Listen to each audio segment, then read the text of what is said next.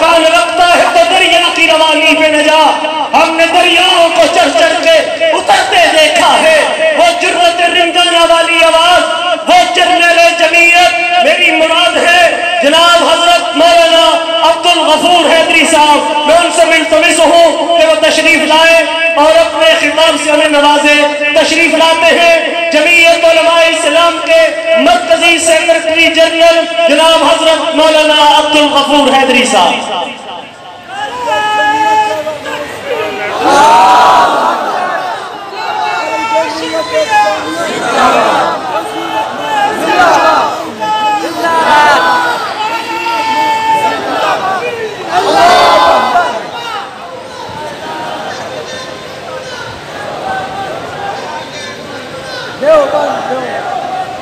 الحمدللہ رب العالمین والصلاة والسلام على اشرف الانبیاء والمرسلین محمد وعلى آلہ وصحبہ اجمعین. اما بعد فاعوذ باللہ من الشیطان الرجیم. بسم اللہ الرحمن الرحیم. ما كان محمد أبا أحد من رجالكم ولكن رسول الله وخاتم النبيين. صدق الله العظيم. میزبان محترم، میرے اکابر علماء کرام، بزرگان دین، محترم سامعین، السلام علیکم ورحمۃ اللہ وبرکاتہ. آج ہم یہاں 6 ستمبر کو جامعہ اشرفیہ لاہور میں مجلس تحفظ ختم نبوت کے زیر اہتمام جلسے میں شریک ہے، اور ہمارے اکابر کو آپ نے تفصیل سے سنا. موضوع پر وہ بولے اور حق ادا کیا. میں اس سے ہٹ کر چند گزارشات رکھنا چاہتا ہوں. میرے عزیز دوستو، پاکستان اسلام کے نام پہ بنا. پاکستان کا مطلب کیا؟ ماشاءاللہ آپ تو جوان ہیں، آپ لوگوں کو بھی یہ نعرے یاد ہیں. پاکستان کا مطلب کیا؟ یہ نعرہ میں ہر جلسے میں لگواتا ہوں، اس لیے کہ نئی نسل کو گمراہ کیا جا رہا ہے، انہیں سیکولر بنانے کی بھرپور کوشش ہو رہی ہے. تو میں نوجوانوں کو یاد دلاتا ہوں کہ وہ یہ سمجھے کہ جس مملکت میں ہم رہتے ہیں، جس مملکت کو مملکت خداداد پاکستان کہا جاتا ہے، یہ اسلام کے نام ہے. پیغمبر کریم صلی اللہ علیہ وسلم کے نام پہ بنا، کلمہ توحید کے نام پہ بنا. اور جب یہ نعرہ لگا اور بڑے بڑے علماء اور شیوخ جب اس نعرے کا حصہ بنے کہ پاکستان ایک ایسی ریاست ہوگی جہاں خلافت راشدہ کا نظام ہوگا، تو بر صغیر کے مسلمانوں نے اس مقصد کے حصول کے لیے تاریخ کی وہ بے مثال قربانیاں پیش کی جس کی مثال نہیں ہوتی. آپ دیکھ لیجئے تاریخ کو پڑھیے کہ جب پاکستان بن رہا تھا، ادھر ہندوستان بن رہا تھا، مسلمان ہجرت کر رہے تھے، مسلمان صدیوں سے آباد تھے، وہاں دلی میں آباد تھے، باقی شہر میں آباد تھے، اور ان کے مساجد، ان کے خانقاہیں تھے، زراعت کے پیشے سے وابستہ تھے، ان کی دکانیں تھیں، ان کے آباء و اجداد کے قبرستان تھے۔ میرے عزیز دوستو، ان مسلمانوں نے اس مقصد کو پیش نظر رکھا کہ پاکستان بنے گا، خلافت راشدہ کا نظام ہوگا، اور وہ نظام جس کو خلفائے راشدین نے چلایا، ابو بکر صدیق، سیدنا عمر فاروق، سیدنا عثمان غنی، سیدنا حیدر کرار،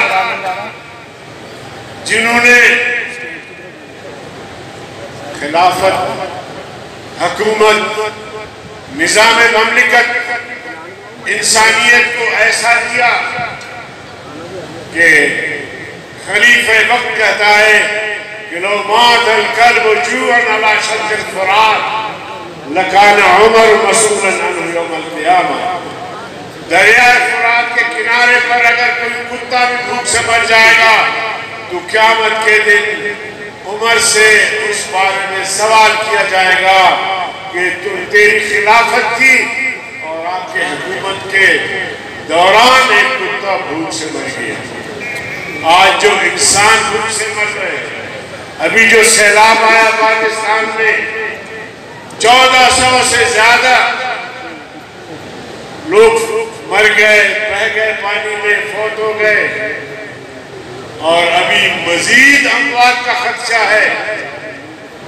تو ایک خلافت وہ تھی اور ایک خلافت آج کی۔ تو خلافت کے بارے میں، اسلامی نظام عدل کے بارے میں مسلمان اپنے علماء سے سن چکے تھے۔ پھر ہوا اس طرح، ایک بھائی ادھر رہ گیا، دوسرا بھائی ادھر آ گیا، ماں ادھر آ گئی، بیٹی ادھر رہ گئی، قبرستان چھوڑے، مساجد چھوڑے، درگاہیں چھوڑی، زمین چھوڑا، بہت کچھ چھوڑا۔ مقصد کیا تھا؟ مقصد اسلامی مملکت، فلاحی مملکت، خلافت راشدہ کا نظام۔ یہ بات مد نظر تھی، تاریخ کی اتنی بڑی قربانی، اور راستے میں جو سفر کیے انہوں نے، آگ اور خون کے دریا ہوئے، سکھوں نے قتل عام کر دیا، خواتین کی عصمت دری کی، اس کے باوجود مسلمان ادھر کو چلے۔ اور لاہور والے، آپ کو میں کیا بتا سکتا ہوں، آپ تو وہاں سے ہو کر آئے ہیں، بہت سارے مسلمان بھائی انڈیا سے ہو کر یہاں آباد ہوئے، اس مقصد کے لیے کہ یہاں خلافت راشدہ کا نظام ہوگا، یہاں ناموس صحابہ اور ناموس رسالت میں محفوظ ہوگا، یہاں کوئی ختم نبوت پہ ڈاکہ نہیں ڈالے گا۔ لیکن بدقسمتی سے جب سے پاکستان قائم ہوا ہے، اس وقت سے لے کر اب تک ہم مسلسل ختم نبوت کے نام پہ جلسے کر رہے ہیں، ناموس صحابہ کے نام پر جلسے کر رہے ہیں، اور ناموس صحابہ اور ناموس رسالت کی بھیک مانگ رہے ہیں۔ میرے محترم بھائی، آپ جانتے ہیں آج 6 ستمبر ہے، یوم دفاع۔ 6 ستمبر کو ہم نے انڈیا سے جنگ جیتی تھی، اور کل 7 ستمبر کیا ہے 7 ستمبر بھی یاد ہے. ہم نے قادیانی سے وہ جنگ کی اور 90 سالہ ایک پرانا مسئلہ تھا. مسلمانوں نے بڑی قربانیاں دی. ایک تحریک میں 10,000 سے زیادہ مسلمان شہید ہوئے. لیکن 74 میں متفقہ طور پر آئین میں ترمیم ہوئی. قادیانی کو غیر مسلم اقلیت قرار دیا گیا اور آئین میں یہ لکھ دیا گیا کہ آج کے بعد کوئی قادیانی کلیدی اسامی پر متمکن نہیں ہو سکتا. یہ طے ہے آئین میں. لیکن حکمران ایسی حرکتیں کرتے ہیں جہاں آئین کی پابندی، جہاں آئین کی وائلیشن ہوتی ہے، ان کی جہالت کی وجہ سے یا عمدن وہ کرتے ہیں یا قادیانی کے لیے استعمال ہوتے ہیں. آپ کو پتا ہے یہاں جب پیپلز پارٹی کی حکومت تھی تو آئین میں ترمیم کی کوشش کی. ناموس رسالت کے قانون میں ترمیم کی کوشش کی گئی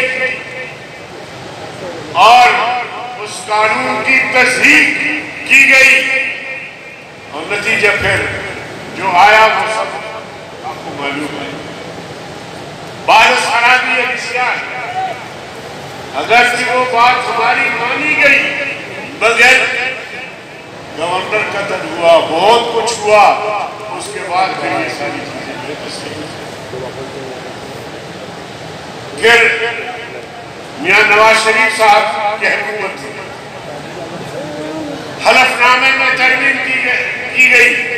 قومی اسمبلی سے پاس ہوا، سینٹ سے بھی پاس ہوا اور جب سینٹ سے پاس ہو رہا تھا میں ڈپٹی چیئرمین سے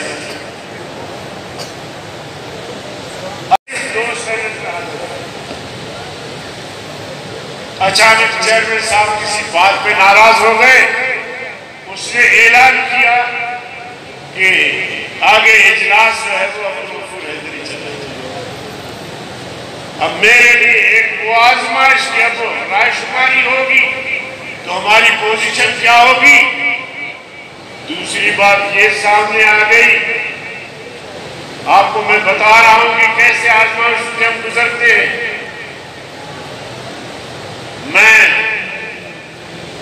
چیئر پہ بیٹھا پریشان ہوں، متفکر ہوں کہ یا اللہ کوئی ایسی صورت ہو جائے کہ یہ بل میری صدارت میں پاس نہ ہو،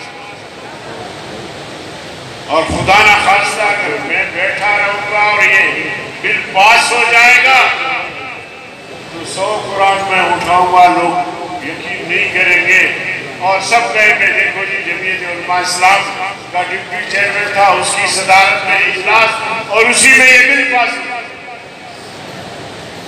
اللہ نے ایک ترتیب ذہن میں ڈال دی اور میں نے سیکرٹری سینٹ سے کہا کہ جو سینئر موسٹ ہے پینل میں اس کو لا کے بٹھاؤ اور میں جو ہے وہ صدارت نہیں کروں. چنانچہ میں صدارت سے ہٹ گیا. اب ہٹنے کے بعد میں حال میں نہیں جا سکتا کہ ووٹ اس بل کے خلاف دوں، کیونکہ چیئرمین کے ہوتے ہوئے تو میں حال میں بیٹھ سکتا تھا، لیکن چیئرمین اگر نہ ہو کوئی اور ہو جو چیئر کر رہا ہو تو پھر میں نہیں بیٹھ سکتا. تو میں نے کہا چلو تیرے ایک ووٹ سے کچھ نہیں ہوگا، اس لیے کہ ہم ہار رہے ہیں. اور چنانچہ رائے شماری ہو گئی اور ہم ہار گئے. میں نے اسی رات اپنے پارلیمانی پارٹی کا اجلاس کیا. مولانا فضل الرحمان صاحب سے بات کی، وہ عمرے پہ گئے ہوئے تھے، تو انہوں نے کہا کہ میں میاں نواز شریف صاحب سے بات کروں. مولانا صاحب نے صبح جب میں نے سلام پھیرا نماز سے تو ان کا فون آیا. مولانا فضل الرحمان صاحب فرما رہے تھے کہ میں نے میاں نواز شریف صاحب سے بات کی ہے، اس نے لا علمی کا اظہار کیا، تو میں نے ان سے کہا ہے کہ فوراً اسی اجلاس میں جو پرانا حلف نامہ ہے اس کو دوبارہ پاس کرواؤ۔ تو نواز شریف صاحب نے کہا کہ بالکل ایسا ہی کریں، لیکن ہم نے فیصلہ کیا تھا کہ 11 بجے پریس کانفرنس کریں گے، اگر انہوں نے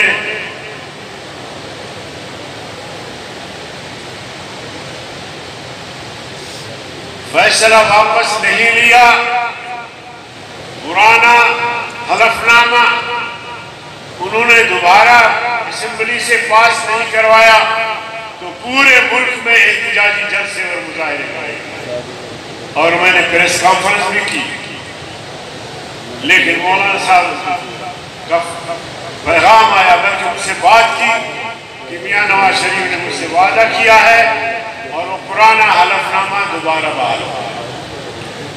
تو میرے عزیز دوستوں، میرے اکابر، اس دن تو نہیں ہو سکا، لیکن دوسرے دن قومی اسمبلی نے پرانا بل عنوان پاس کیا، اس کے بعد سینٹ بھیج دیا۔ سینٹ میں بھی ہمارے سیکولر لوگ جو تھے وہ بہت پریشان تھے کہ اب ہم کیا کریں، مگر ان کو جرأت نہیں ہو رہی تھی کہ وہ انکار کریں۔ بل پیش ہوا اور پاس ہوا۔ میں نے اللہ کا شکر ادا کیا، اور میں نے وہی فلور پہ کہا کہ یہ پیغمبر کریم صلی اللہ علیہ وسلم کا معجزہ ہے کہ آج سے ٹھیک 40 سال پہلے آئین میں ترمیم ہوئی، متفقہ ترمیم ہوئی، قادیانی کو غیر مسلم اقلیت قرار دیا گیا۔ اس وقت امریکہ کو ہمارا اسلام پسند تھا، ہماری شریعت بھی پسند تھی، ہمارا روزہ، نماز، حج، جہاد سب پسند کرتے تھے، لیکن آج وہ دور نہیں ہے۔ آج امریکہ افغانستان میں برسرِ پیکار ہے، آج نیٹو افواج کے ساتھ افغانیوں کا، طالبان کا قتل عام کر رہا ہے، آج پاکستان سے اسلام کا نام مٹانا چاہتا ہے، شریعت کا نام مٹانا چاہتا ہے، اسلام سے وابستہ جو چیزیں ہیں سب کو ختم کرنا چاہتا ہے۔ تو آج وہ ماحول نہیں، لیکن پیغمبر کریم صلی اللہ علیہ وسلم کا یہ معجزہ تھا، اور آپ اللہ کا مسلسل دباؤ تھا کہ قومی اسمبلی نے منعن وہی حلف نامہ بحال کیا جو پہلے سے، پھر سینٹ نے وہی حلف نامہ بحال کیا جو اسمبلی سے پاس ہو کر آیا۔ تو میں نے کہا کہ اللہ کا شکر ہے کہ 40 سال بعد پارلیمنٹ نے پھر قادیانیوں کی کفر پر مہر تصدیق ثبت کرتے ہوئے یہ اعلان کیا کہ قادیانی غلط کافر تھے اور آج وہ کافر تھے۔ تو میرے عزیز دوستو، اگر آپ باہر جنگ لڑ رہے ہیں ہم آپ کے ساتھ ہیں، اور ہم اندر بھی جنگ لڑ رہے ہیں اس کاج کے لیے، آپ دعا فرمائیں اللہ تعالیٰ ہمیں توفیق دے۔ میرے محترم دوست، پاکستان میں عجیب رنگ کی حکومتیں رہتی ہیں، کوئی پتہ نہیں ہوتا ان کا۔ ہم 10-12 سال سے چیختے رہے ہیں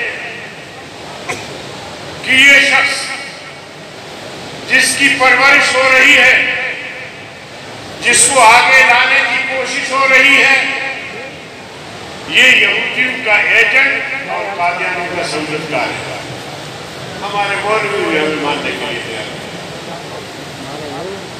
مخالفت کرتے تھے، اب بھی کرتے ہیں، لیکن فارن فنڈنگ کیس نے ہمارے اس دعوے کی ایک لفظ کو صحیح سمجھا۔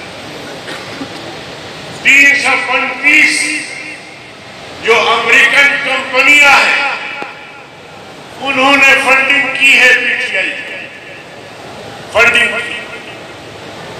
جنابی والا، یہ جو امریکن ملٹی نیشنل کمپنیاں ہیں ان پر یہودیوں کا کنٹرول حاصل ہے، جیسے سوئٹزرلینڈ ہے، باقی مالیاتی دنیا ہے، آپ کے یہ جو IMF اور جو دیگر ادارے ہیں ان کا ہو رہا ہے۔ اور جب امریکہ میں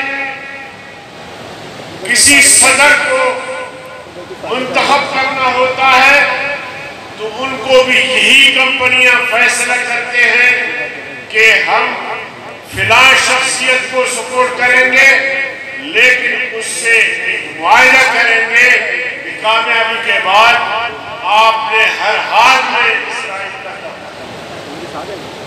اور یہ قادیانی بھی اسے میں شامل ہے۔ تو اس لیے ہماری جنگ کسی فرض سے نہیں، لیکن اس کے پیچھے جو منصوبہ ہے، جو بالکل آشکارا ہو چکا ہے، واضح ہو چکا ہے، سب جان چکے ہیں کہ اس کے پیچھے حقیقت ہے۔ تو اس لیے میرے عزیز دوستوں، آپ لوگوں نے ہمیشہ بیدار رہنا ہے اور ہمیشہ ناموس رسالت کے تحفظ کے لیے، ناموس صحابہ کے تحفظ کے لیے ہمیشہ کمر بستہ رہنا ہے، اور یہ ہمارا کام ہے، ہم سب کا کام ہے۔ مجھے ساتھی کہتے ہیں کہ بھائی جس شخصیت کو بڑی مشکل سے اتارا گیا وہ پھر آ رہا ہے، وہ پھر آ رہا ہے، پھر اس کی حکومت آ رہی ہے، پھر 10-15 سال پھر اس نے حکومت کرنی ہے۔ میں نے کہا تمہیں کس نے کہا ہے کہ جہاد ختم ہو گیا؟ الجہاد واصل الی یوم القیامہ، یہ جہاد قیامت تک جاری رہے گا، دین کے تحفظ کے لیے، اسلام کے تحفظ کے لیے۔ یہ جہاد ہم پر فرض ہے، چاہے وہ محنت جدوجہد تحریک کی شکل میں ہو یا تلوار کی شکل میں۔ تو تمہیں کس نے یہ کہا ہے کہ جہاد ختم ہو گیا؟ تو اس لیے میرے عزیز دوستوں، یہ ساری چیزیں جو ہے نا ہمارے سامنے ہونی چاہیے۔ اور طلباء کرام اور نوجوانوں، آج نوجوانوں کو گمراہ کیا جا رہا ہے۔ ایک شخص کہہ رہا ہے کہ میں یوتھ کو کیا کروں، ان نوجوانوں کو کیا کروں، جو نوجوان ان کے سامنے بیٹھے ہوتے ہیں، جو فحش نعرے لگا رہے ہوتے ہیں، جو غلط باتیں کر رہے ہوتے ہیں، غلط خواہشات کا اظہار کر رہے ہوتے ہیں، میری جسم میری مرضی کی باتیں کر رہے ہوتے ہیں، کہتے ہیں یہ یوتھ ہے، اس یوتھ کا مجھے خیال کرنا ہے۔ اور یہ جو دنیا میں جو کلچر ہے، خاص طور پہ یورپی ممالک میں، امریکہ میں، گلوبل ولیج، یہ پورا دنیا ایک ولیج کی شکل ہے، اور جو لباس امریکہ میں پہنا جاتا ہے وہی لباس یہاں ہوگا، جو کلچر وہاں ہے وہ یہاں ہوگا، جو آزادی وہاں ہے وہ یہاں ہوگا۔ تو اس طرح کی قانون سازی بھی ہو رہی ہے۔ تو میرے عزیز دوستوں، اگر تمہیں اس یوتھ کا خیال ہے تو مجھے اس یوتھ کا بھی خیال ہے، ان کی بھی خواہشات ہیں، ان کی خواہشات کی قدر ہونی چاہیے۔ ان کی خواہشات یہ ہے کہ جس مقصد کے لیے یہ ملک حاصل کیا گیا، جس نظریے اور عقیدے کے لیے یہ ملک حاصل کیا گیا، جس نظام خلافت کے نام میں یہ ملک حاصل کیا گیا، یہ نوجوان چاہتے ہیں کہ ہم اپنی زندگی میں یہاں نظام خلافت دیکھیں، یہاں فلاحی ریاست دیکھیں، یہاں عزت و ناموس کی بات ہو، یہاں جو ہے باوقار زندگی ہو، ایک اسلامی کلچر اور تہذیب ہو۔ تو میرا نوجوان یہ چاہتا ہے، جو ہزاروں میں نہیں کروڑوں میں ہیں، 50 لاکھ سے زیادہ نوجوان تو صرف مدارس میں پڑھتے ہیں۔ تو تم کیا بات کرتے ہو اپنے نوجوانوں کی کہ جنہوں نے پاکستان کی جو اسلامی تہذیب ہے، اسلامی کلچر ہے، اس تہذیب کو انہوں نے ختم کیا اور اس کی جگہ پہ ایک یورپی کلچر اور یورپی تہذیب جو ہے اس کی جگہ لینے کی کوشش کر رہے ہیں مسلسل۔ تو اس لیے ہمیں